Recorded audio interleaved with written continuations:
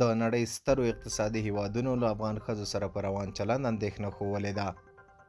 د نړۍ اوس ستر اقتصادي هیوادونو په افغانستان کې د بشري حقونو په ځانګړي ډول د نجونو او ښځو سره په روان چلند سخت اندېښنه ښوولې. د نړۍ اوس سترو اقتصادي هیوادونو په افغانستان کې د بشري حقونو په ځانګړي ډول د نجونو، ښځو، مذهبي او قومي لږکیو د طالبانو په چلند نیوکه کوي.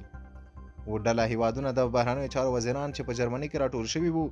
د خپلې ناستې په پای کې یوه خپره کړې اعلامیه کې له طالبانو غوښتي چې څومره ژر کېږي له شپږم ټولګي پورته د نجونو د زده کړو د حجاب په اړه خپل فرمان هم لغوه کړي. دا ډله په طالبانو غږ کوي چې د ټول شموله حکومت د قانون حاکمیت مدني ټولنې لپاره د معنا لرونکو هڅو سره